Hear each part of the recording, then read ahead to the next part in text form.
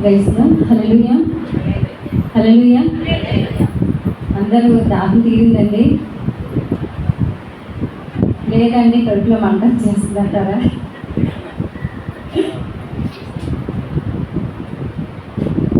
అలసిపోయిన వాళ్ళందరూ దేవునికి స్తోత్రం చెప్పండి. హల్లెలూయా. యాక్టివ్గా ఉన్న వాళ్ళకి, దేవుని వాక్యాన్ని విని సిద్ధపడదాము అనుకున్న వారికి దేవుని నామాన్ని బట్టి వదనాలు. హల్లెలూయా. ఓకే, ఈ సమయంలో యేసుప్రభువు వారు సిలువలో పలికిన 7 మాటల్లోని 5వ మాటని ధ్యానం చేసుకుందామండి. మనకి ఇవ్వబడిన వాక్య భాగము యోహాను సువార్త 19వ అధ్యాయము 28వ వచనంలో మనకి రాయబడి ఉంది. ఒకసారి దగ్గరగా వాక్య భాగం చదవండి. అటు తర్వాత సమస్తమును అప్పటికి సమాప్తమైనదని ఎరిగి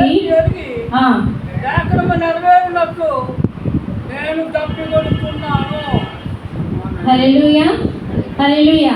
లేఖనము నెరవేరినట్టు యేసుప్రభువు వారు దప్పుకొనుచున్నాను అనేసి మాట్లాడుతున్నట్లు మనకి వాక్య భాగంలో 5వ మాట ద్వారా మనకి తెలుస్తుంది.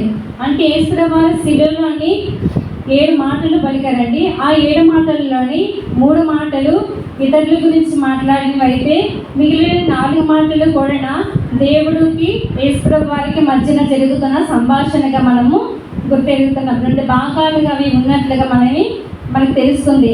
అయితే ఈ 5 మాటలోని దేవుడు దప్పుకొనటంలోని చాలా ప్రాముఖ్యమైన విషయం అనేది మనకి కనబడుతుందండి. ఏమిటంటే దప్పిక కొంటున్నారు, ఆయనకి దాహం కలుగుతుంది. అంటే లేఖనములు నెరవేరినట్లు ఆయన పలుకుతున్నట్లుగా మాట మనకి కనబడుతుంది. ఆయనకి ఏంటి ఆ దప్పిక అని మనము జ్ఞాపకం చేసుకున్నట్లయితే, ఆనాడు దావీదు భక్తుడు లేఖనంలో రాయబడి ఉంది. 100 సంవత్సరాల క్రితమే ఏమని రాస్తున్నారంటే, ఆ యొక్క 22వ కీర్తన 15వ అధ్యాయంలోనే మనకి కనబడుతుంది. ఏమిటంటే, నా నాలుక దవడను అంటించున్నది. అంటే ఒకసారి చదవండమ్మా, 22వ అధ్యాయం 15వ వచనం. నా బలము ఎండిపోయి చిల్ల పెంకు వలె అయ్యను. నా నాలుక నా దవడిని అంటుకొని ఉన్నది. నీవు నన్ను చాలమ్మా, అంటే నా నాలుక నా దవడిని అంటుకొని ఉన్నది అనేసి ఆనాడు దావీదు భక్తుల ద్వారా లేఖనాలు వాక్య భాగాలు రాసినట్లుగా మనకి కనబడుతుంది. అయితే మనము జ్ఞాపకం చేసుకోవాలంటే ఏమిటంటే, ఆనాడు దేవుడు ఆ లేఖనాలని కనుక్కొని ఆ విషయాలు చెప్తున్నట్లుగా మనకు కనబడుతుంది. అంటే యేసుప్రభువు వారికి లేఖనాలు నెరవేర్చాలి అని గట్టి ఉద్దేశం అనేది మనకి కనబడుతుంది. అంటే ఆయన దప్పిక ఏమిటి అని మనం గమనించినట్లయితే, అయితే యేసుప్రభువు వారికి దాహం అనేది వేస్తుందా? ఆయన దేవుడు కదా, ఆయన ఏదైనా చేయగలడు కదా అనేసి చాలా మంది అనుకుంటూ ఉంటారు. అయితే ఆయన దాహము లోక సంబంధమైన దాహము, శరీర దాహము కాదండి. అయితే మానవుడిగా ఆయనకి లోకంలోని మన వలె శ్రమను పొందాడు, మన వలనే ఆకలి కొన్నాడు, మన వలె దెబ్బ కొన్న ఆయనకి కలిగి ఉంది. అంత మాత్రమే కాదు కదండి. అయితే మనం ఈ లోకంలో ఎటువంటి బాధలు పొందుతామో వాటన్నిటిని కూడా పొందుతామని ఎబ్రీ పత్రికలోని ఎబ్రీ భక్తులు 4వ అధ్యాయంలో 15వ వచనం చదువుతున్నారు. ఏమిటంటే, మానవుడు ఆయన భౌతిక శ్రమను అనుభవిస్తున్నప్పటికీ కానీ అన్ని విషయంలోని మానవుల వలె శోధించబడినట్లుగా మనకి అక్కడ కనబడుతుంది. అంటే ఆయన శోధించబడ్డాడు, మన వలనే దప్పిక కొన్నాడు, మన వలనే ఆయన ఆహారము ఆకలి కూడా వేసినట్లుగా మనకి కనబడుతుంది. అయితే వారికి ఆ సమయంలోని దేవునికి యేసుప్రభువు వారికి దాహం వేస్తున్నప్పుడు ఆయన్ని ఏమడుగుతున్నారంటే, దాహం వేసింది. అయితే అక్కడ ఉన్నవారు ఏం చేస్తున్నారంటే ఒక చేదు చిరకను తీసుకొని వచ్చి ఆయనకి నోటికి అందించినట్లుగా మనకి ఆ యొక్క వాక్య భాగంలో కనబడుతుంది. అయితే ఆ చిరకను అందించారు కానీ అది ఆయన ముట్టలేదు. ఎందుకంటే ఆయనకి దాహం వేసింది, కానీ ఆ దాహం ఎటువంటి దాహం అంటే ఆ యొక్క ఆత్మల్ని, నశించిపోయిన ఆత్మల్ని రక్షించాలనే దాహము ఆయనకి కలుగుతున్నట్లుగా మనకి కనబడుతుంది. అంటే నశించిపోయిన వారంటే ఎవరండి? లోకంలో ఎవరు కూడా నశించుకోలేదు కదా. యేసుప్రభువు వారు జన్మించిన తర్వాత ఆయన లోకానికి వచ్చి తన పరిచర్య 3.5 సంవత్సరాలు పరిచర్య చేసినప్పుడు ఎన్నో అద్భుత కార్యాలు, ఆశ్చర్య కార్యాలు చేశారు. అయితే వాళ్ళందరినీ కూడా ఆయన స్వహస్తాలతోని కళ్ళు లేని వారికి కళ్ళు ఇచ్చాడు, నోరు లేని వారికి నోరుని ఇచ్చాడు, కాళ్ళు లేని వారికి కాళ్ళు ఇచ్చాడు, మరణాల నుండి చాలా మందిని లేవనెత్తాడు. అటువంటి వారికి దేవుడు ఎందుకు నశించిపోయారు, అనేక ఆత్మలు రక్షించారు కదా అనేసి చాలా మందిలోని ప్రశ్న అనేది ఎదురవుతూ ఉంటుంది. అయితే ఆ ప్రశ్న అన్నింటికి సమాధానం ఏమిటంటే, మనకి గత వారంలో మనకి జరిగిన మాట్లాడే దినంలోని ఏమని యెరూషలేము జయ ప్రవేశం చేసేటప్పుడు యేసు వారికి ఏమని ప్రకటించాడు, యెరూషలేముకి హోసన్నా జయము జయము, యూదుల రాజు జయమనేసి జయమని ప్రకటన చేశారు. అయితే దేవుడిని జయమని చెప్పిన ప్రజలు, దేవుడిని ప్రేమించిన ప్రజలు, దేవుని మేలు అనేక చోట ప్రచురించిన ప్రజలే ఒకనొక సందర్భంలో సిలువ వేయాల్సిన సందర్భం వచ్చినప్పుడు ఏమని మాట్లాడుతున్నారో విషయాన్ని గమనించినట్లయితే, ఇతన్ని సిలువ వేయము అనేసి బిగ్గరగా కేకలు వేసినట్లుగా కనబడుతుంది. కొంతమంది మాత్రమే సిలువ వేసిన సమయంలోని దేవుని సిలువ దగ్గరికి మాత్రమే ఉన్నారు, మరి కొందరైతే దూరంలో ఉన్నారు, మరి కొంతమంది అయితే లేనట్లుగా మనకు కనబడుతుంది. ఆ జనసమూహంలో ప్రసంగం చేసేటప్పుడు యేసుప్రభువు చాలా మందిని గ్యాదర్ చేసి అన్నిటిని రక్షించగలిగాడు. కానీ చివరి సమయంలో ఏమిటంటే ఆయనకి దెబ్బకి కలుగుతుంది. ఏమిటంటే, నా ప్రజలు నశించిపోతున్నారు, ఇది లోకానుసరమైన జీవితంలోనే నశించిపోతున్నారు అనే దెబ్బగా ఆయనలో కలిగినట్లుగా మనకి కనబడుతుంది. అయితే ఆయనకి లేఖనంలో నెరవేర్చడంలో ఉద్దేశం ఏమిటంటే, ఆయన చిత్తానుసారమైన దేవుని యొక్క చిత్తానుసారం నెరవేర్చాలనేదే ఆయన యొక్క ఉద్దేశం ఇంకా మనకి కనబడుతుంది.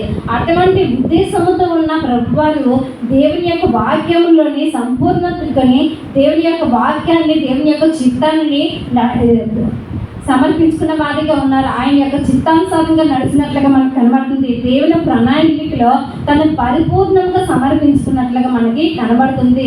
యేసుప్రభువు ఈ లోకానికి రావడానికి కారణం ఉంది. నశించిపోయిన దాన్ని వెలికి రక్షించడానికి ఆయన లోకానికి వచ్చాడు.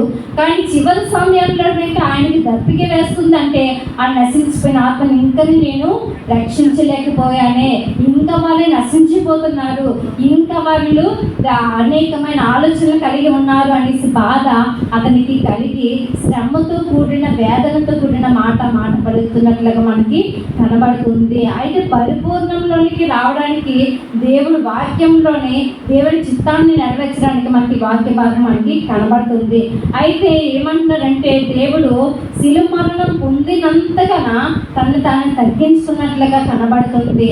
అయితే యేసుప్రభువు వారు తను ఎలా తగ్గించుకున్నారంటే, శిలువలో మరణం పొందనంతగా తగ్గించుకున్నట్లుగా మనకి కనబడుతుంది. అంటే యేసుప్రభువు వారి యొక్క దాహం ఏమిటంటే, నశించిపోయిన ఆత్మల కొరకు అతన్ని రక్షించాలనే ఉద్దేశం కలిగి ఉన్నాడు, ఆ దప్పికని కలిగి ఉన్నారు. కానీ ఆ దప్పిక ఎవరు కూడా తీర్చలేకపోయారు. మనం గమనించవలసింది ఏంటంటే, దేవుడు మాట్లాడుతున్న ఆ యొక్క దప్పికలోని 3 విషయాలు మీకు తెలియజేస్తానండి. అయితే యోహాను సువార్త 7వ అధ్యాయం 37వ వచనంలో మనం చూసుకున్నట్లయితే, నా యందు విశ్వసించిన వారికి కడుపులో నుండి జీవదారులు బయలుదేరును అనేసి వాక్య భాగము సెలవిస్తుంది. అంటే యోహాను భక్తుడు సెలవిస్తున్నాడు, ఎవరి నుండి జీవదారులు ఎక్కడి నుండి వస్తున్నాయి, కడుపు నుండి బయలుదేరును అనేసి సెలవిస్తున్నారు. విశ్వాస యొక్క దప్పికని తీర్చేయాలి అనేదే ఆయన యొక్క దాహము. ప్రతి విశ్వాస జీవితంలోని దప్పిక ఎలాగ ఉంటుందంటే, వారి యొక్క దప్పిక లోకానుసరమైన దప్పిక. చాలా మందికి ఎలా ఉంటుందంటే, లోకానుసరమైన దప్పిక తీర్చుకోవాలి, ధనము సంపాదించాలి, లేకపోతే భోగభాగ్యాలు సంపాదించాలి, పదవి కాంక్షతో, పదవి దాహము మరి కొందరికి ఉంటుంది. కానీ అటువంటి లోకంలో ఉన్నటువంటి దాహము కాదు కదండి, దేవుడి విశ్వాస యొక్క దాహముని తీర్చడానికి సంసిద్ధుడిగా ఉన్నాడు. ఒకనొక సందర్భంలోని యేసుప్రభువు వారి శిష్యులతోని మార్గం గుండా వెళుతున్నప్పుడు అక్కడ ఒక బావి దగ్గర ఒక స్త్రీ కనబడుతుంది. మనకు సుపరిచితమైన, ఎప్పుడు వింటున్న వాక్య భాగంలో వింటున్న స్త్రీయే ఆ యొక్క సమరీ స్త్రీ మనకి అక్కడ కనబడుతుంది. అయితే ఆ స్త్రీ వచ్చిన ఉద్దేశం వేరే. బావి దగ్గర ఆ మిట్ట మధ్యాహ్న సమయంలోని తను ఎవరైనా వస్తారేమని ఆ యొక్క బావి దగ్గరికి వచ్చింది. కానీ యేసుప్రభువు వారు ఆ శిష్యులతో ఆ సందర్భంలోనే వచ్చి ఆమెతో మాట్లాడుతున్నారు. అంటే తను యేసుప్రభువు వారు చిన్న సమయం కోసం ప్రతి వ్యక్తిని ఏ యొక్క అవకాశం దొరుకుతుందో వాళ్ళని రక్షించాలి, వాళ్ళతో మాట్లాడాలి, దేవుని యొక్క రక్షణ గురించి చెప్పాలి అనే ఉద్దేశము ప్రతి ఆయనకి ఆత్మల భారం ఎక్కువ ఉండేది. అయితే అదే ఉద్దేశంతో ఆ యొక్క సమరీ స్త్రీ దగ్గరికి వెళ్ళి మాట్లాడుతున్నప్పుడు వీరి పక్కన ఉన్న శిష్యుల యొక్క ఉద్దేశం ఎలాగుందంటే, ఈ యేసుప్రభు వారు అయితే కుమారుడు అయినా యేసుప్రభు వారు అనేసి అనుకుంటున్నాము కదా, అయితే ఇతను కూడా మన వల్లే ఆ స్త్రీ వైపు వేరే ఉద్దేశం కలిగి ఆమె దగ్గరికి వెళ్ళారు, ఆమె గురించి మాట్లాడడానికి వెళ్ళారు అనేసి వారి యొక్క ఆలోచనకు అనుకున్నారు. కానీ మనుషుల ఆలోచన వేరు, దేవుని యొక్క ఆలోచన వేరు. అయితే ఇక్కడ మనకు కనబడుతుంది ఏంటంటే, యేసుప్రభు వారు ఆ స్త్రీ దగ్గరికి వెళ్ళి మాట్లాడుతున్న ఉద్దేశం ఏమిటంటే, నీవు దాహమును నాకు తీర్చమని చెప్తున్నారు. నీ దాహం తీర్చమంటే నా దగ్గర నీళ్ళు ఇస్తాను, కానీ నాకేమిస్తావంటే నీవు ఈ నీళ్ళు ఇస్తే నేను తప్పుకుంటాను, కానీ నీ ఇచ్చి నీళ్ళు నువ్వు తాగితే ఎప్పుడు కూడా తప్పుకోనవు అనేసి చెప్తున్నట్లుగా మనకి కనబడుతుంది. అంటే ఆయన త్రాగి నీళ్ళు ఇచ్చే నీళ్ళు ఎలాగుంటాయంటే నిత్య జీవపు ఊరికి నీటి బుక్కల వలె ఉన్నట్లుగా మనకి కనబడుతుంది. ఆయన నిత్యము కూడా ఆయనలో ఎప్పుడు కూడా నీరంతా ఉచ్చి ఉంటుంది అనే విషయాన్ని మనము గమనించే వారిగా ఉండాలి. ఆయన ఇచ్చి నీళ్ళు తాగేటప్పుడు ఎన్నడూ కూడా నా దప్పిక అన్నది రాదు. ఇప్పుడు జ్యూసులు తాగాము, డ్రింక్ తాగాము, మళ్ళీ దప్పిక వేస్తూ ఉంటుంది. కానీ యేసుప్రభు వారు ఇచ్చే ఆ యొక్క నీరుని మనము తాగినప్పుడు ఆ దప్పిక అన్నది తీరేది కాదనే విషయాన్ని గమనించే వారిగా ఉండాలని దేవుని వాక్యము సెలవిస్తుంది. అయితే ప్రతి విశ్వాస యొక్క దప్పికని దేవుడు తీర్చాలనుకున్నాడు. ఎప్పుడైతే ఆ యొక్క స్త్రీతోనే దేవుడు మాట్లాడి నీకు జీవజలమును నీటి బుగ్గలుగా ఇస్తాననేసి దేవుడు తనతో మాట్లాడుతున్నప్పుడు ఆ సందర్భంలో తన రక్షణ పొందుకొని దేవుని యొక్క సువార్త ప్రకటించడంలో మొట్టమొదటి స్త్రీగా మనకు ఆ స్త్రీ కనబడుతుంది. అంటే చాలామంది దేవుని మందిరానికి వచ్చే ఉద్దేశం వేరు, వారు పొందుకొని దేవుని వాక్యం విని వెళ్ళిన ఉద్దేశాలు వేరేలా ఉంటూ ఉన్నాయి. అయితే మనం ఎలా ఉంటున్నామో ఒకసారి గమనించుకోవాలి. ఆమె దేవుని యొక్క మాటలు విని దేవుని యొక్క జీవజలాన్ని పొందుకోవాలనే ఉద్దేశంతో ఆ దేవుని యొక్క సువార్తని ప్రకటించడానికి పరుగులు తీసింది. మనమైతే ఎవరిలా ఉంటున్నాం, ఎలా వేటి కోసం పరుగులు తీస్తున్నాము? దేవుని వాక్యాన్ని వినేసి అక్కడే విడిచిపెట్టేసి ఇంకా వేరే వాటి కోసం పరిగెడుతున్నామా? ఎలా పరిగెడుతున్నాం? ప్రతి ఒక్క విశ్వాసి యొక్క దప్పికని తీర్చడానికి దేవుడు దప్పికున్నట్ల మనకి కనబడుతుంది. రెండవది ఏమిటంటే, దప్పికలు అనేకం ఉన్నప్పటికీ కానీ దేవుడు వాటి దప్పికలను తీర్చి మనకి దాహము తీర్చడానికి సంసిద్ధులుగా ఉన్నారనే విషయాన్ని జ్ఞాపకం చేసుకోవాలి. రెండవది ఏమిటంటే, మత్తయి సువార్త 5వ అధ్యాయం 6వ వచనంలో మనకు కనబడుతుంది. అనేక ధన్యతలు ఉన్నాయి. ఆ ధన్యతలను ఒకే ఒక ధన్యతలు మనం జ్ఞాపకం చేసుకున్నట్లయితే మత్తయి సువార్త 5వ అధ్యాయం 6వ వచనము, హల్లెలూయా, నీతి కొరకు ఆకలి దప్పిక గలవారు ధన్యులు, వారు తృప్తిపరచబడుదురు. హల్లెలూయా. అంటే నీతి కొరకు ఆకలి దప్పిక అనేది ప్రతి ఒక్కరు కూడా కలిగి ఉండాలి. అంటే నీతిగా బ్రతకడము, నీతిగా జీవించడము, అనేక ఆత్మలు రక్షించాలి, ఇంకా చేయాలి, నేను ఇంకా అనేక ఆత్మల కొరకు పోరాడాలి అనే దప్పిక, ఆశ ప్రతి ఒక్కరి జీవితంలో కూడా ఉండాలి. అందుకనే దేవుడు అన్నాడు, ఆశ గల ప్రాణంను నేను తృప్తిపరుస్తాను. అంటే మన దేవుడు ఏం చేస్తున్నాడంటే, నీతి కొరకు ఆకలి దప్పిక కలిగిన వారికి ధన్యులు, వారిని తృప్తిపరచబడదునని సెలవిస్తున్నారు. అంటే నీతి కొరకు ఎవరైతే నిలబడతారో వారి ఆశని దేవుడు, వారి ధన్యులు, వారి ఆశని వారి యొక్క దేవుడు ఏం చేస్తున్నాడంటే తృప్తిపరిచినట్లుగా మనకి కనబడుతుంది. యెషయా భక్తుడు అంటున్నాడు ఏమిటంటే 58:11 వచనంలోని, యెహోవా నిన్ను నిత్యం నడిపించును, క్షామకాలమున ఆయన నిన్ను తృప్తిపరిచి నీ ఎముకను బలపరచును.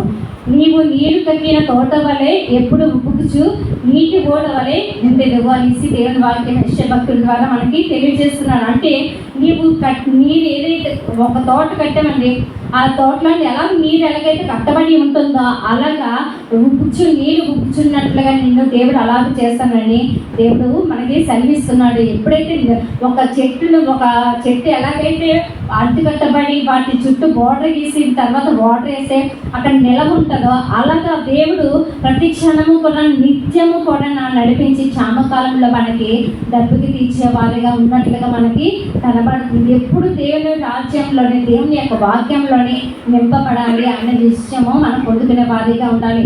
అయితే మనము కలిగిన యొక్క ఆకలి దప్పిక ఎలా ఉంటుందనే విషయాన్ని మనం గమనించుకున్నట్లయితే లోతైన విషయాన్ని వెతికే వారిగా ఉండాలి. సేవ చేయాలి, అనేక ఆత్మలు రక్షించాలి. నాకున్న పని బాధ్యతలో నేను దేవుని అనేక ఆత్మలు దేవుని మందిరానికి రాలేక చాలా మంది నశించిపోతున్నారు.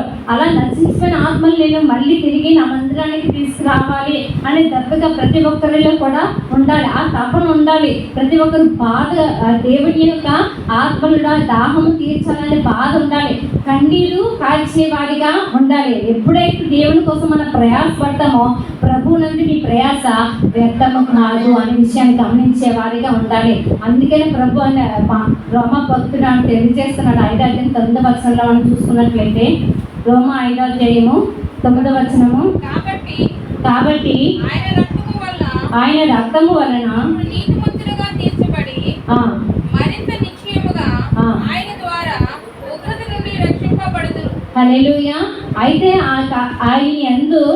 ఆయన రక్తమందు నీతిమంతులుగా తీర్చబడుదురు, ఆయన ఉగ్రత నుండి తప్పించబడుదురు. అంటే దేవుని యొక్క ఉగ్రత నుండి తప్పించబడాలి అని అంటే దేవుని యొక్క రక్తంలోని నీతిమంతులుగా తీర్చబడాలి, రక్షణ మార్గంలోనికి రావాలి.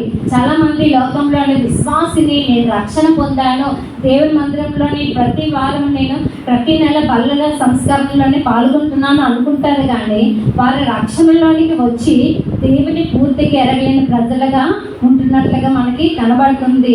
ఎవరైతే దేవుని మందిరానికి ప్రతి ఆదివారాలు రాకుండా కేవలము ఏ పండుగలకు వస్తే అది రక్షణ కాదు, అది దేవుడికి ఇష్టమైన మర్యాదం కాదు. అయితే ఎప్పుడైతే దేవుని యొక్క గొప్ప రక్షణని నిర్లక్ష్యం చేస్తామో అప్పుడు ఆయన యొక్క ఉగ్రత మన మీదకి వస్తుంది అని గ్రహించే వారిగా ఉండాలి. నీకు రక్షణ ఇచ్చాడు దేవుడు, నీ కుటుంబానికి రక్షణ ఇచ్చాడు, నేను దేవుడు ఒక ఉన్నతమైన స్థానంలోనే ఉంచాడు. అయితే వాటి అన్నిటినీ దేవుడు ఆశీర్వదించే సమయంలోని నువ్వేం చేస్తామంటే ఆయన రక్తం వలన నీతిమంతులుగా తీర్చబడాలి అనే దాహం నీలో ఉన్నప్పుడు ఆయన ఉగ్రత నుండి తప్పించబడతావు అనే విషయాన్ని గమనించే వారిగా ఉండాలి. ప్రతి క్షణము కూడా దేవుని కొరకు దప్పిక కలిగిన వారిగా మనము ఉండాలి. అందుకనే ఎలాంటి దప్పిక కలిగి ఉండాలి? ఆ దప్పిక ఎలా ఉంటుందంటే నీతి కొరకు ఆకలి దప్పిక గలవారు దానిలో ఆకలి పొందాలి. ఏం చేయాలి, ఇంకేం చేయాలనే ఆకలి ప్రతి ఒక్కరికి కూడా ఉండాలి. యెషయా 55:1 యెషయా ప్రవక్త ఇలా చెప్తున్నారు. ఒకసారి చదవండమ్మా. దప్పికల వారిలాగా నా యొద్దకు రండి, రోకలు లేని వారిలారా మీరు వచ్చి కొని భోజనము చేయుడి. రండి, రోకలు లేకపోయినను ఏమీ నీయకపోయి ద్రాక్షారసము పాలను కొనుడి. హల్లెలూయా.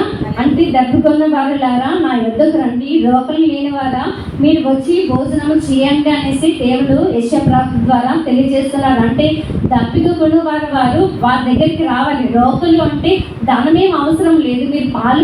మీరు పాలు తాగాలన్నా ద్రాక్షరసము పొందాలన్నా నా యొద్దకు రండి, అది వాటన్నిటిని కూడా నేను ఇస్తాను అనేసి చెప్తున్నారు. అంటే వాటి కోసం ఏం చేయకూడదంట, వ్యాయామం అనేది చేయవసరం లేదనేసి దేవుని వాక్యము సెలవిస్తుంది. అంటే మనం ఏం చేయాలంటే దేవుని వాక్యంలో దప్పుకున్న వారు ఎప్పుడైతే దేవుని యొద్దకు వస్తారో ఆయన ప్రతి దప్పుకుని తీర్చే క్రీస్తు మనకి ఉన్నాడు అనే విశ్వాసము ప్రతి ఒక్కరు కూడా పొందుకోవాలి. కొంతమంది ఏం చేస్తారంటే ఆహారం సంపాదించుకోవాలి, ధనాన్ని సంపాదించుకోవాలి అనేసి వారి 2వ వచనంలో మనకి కనబడుతుంది. ఏమిటంటే వారి కష్టార్జితం అన్నిటిని కూడా వారు వృధాగా కూర్చోబెడుతున్నారు. మంచి పదార్థాలు తినాలి, సుఖించాలి, కానీ వారి కష్టార్జితం అంతా కూడా పగలు రాత్రి కష్టపడి వారు జీవించిన జీవితాన్ని అన్నింటినీ కూడా ఏం చేస్తారంటే వాళ్ళు కలిగిన బాధలు అన్నింటినీ కూడా కొన్ని శ్రమలు వస్తుంటాయి. ఏ ఒక్కడు కూడా శ్రమ లేకుండా, బాధలు లేకుండా, అప్పులు లేకుండా లేదు. అయితే వాటికి వచ్చినప్పుడు ఈ బాధ వల్లనే నేను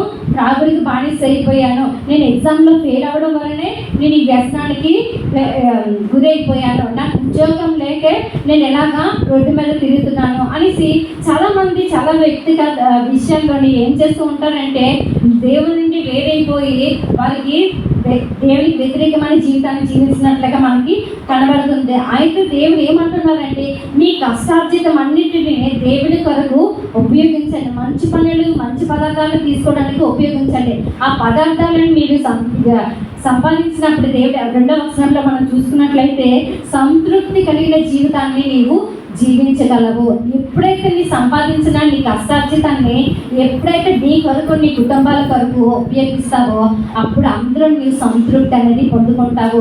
ఎంతవరకు లోకానుసారమైన సంపద సంపాదించినప్పుడు కానీ అందులో తృప్తి ఉండదు. కానీ కేవలం నీ కొరకు నీ దేవుని కొరకు నీ కుటుంబం కొరకు ఎప్పుడైతే నీ కష్టార్జితాన్ని దుర్వినియోగం చేసుకోకుండా ఉపయోగిస్తావో అప్పుడు నీవు సంతృప్తిలో చెందుతావు. నీకున్న దాంట్లోని సంతృప్తిని దేవుడు నీకు ఇస్తానని దేవుడి వాక్యము సెలవిస్తుంది. అంటే నీతి కొరకు నిలబడిన వారు, ఆకలి ఉన్న వారికి దేవుడు ఏం చేస్తారు? వారు ధన్యులు, వారిని దేవుడు తృప్తిపరుస్తాడు. ఎప్పుడైతే ఆ దేవుడు యేసుప్రభు వారు ఏం చేస్తున్నారంటే ఆయన కొన్ని సందర్భంలో ఆకలి వేసింది, అంజూరపు చెట్టు కాసి చూసారు, వాటిని అది నశించిపోయింది, దానివల్ల ఫలితం లేదు. అలాగే ఆ అంజూరపు వృక్షము మనకి సాదృశ్యంగా ఉంది.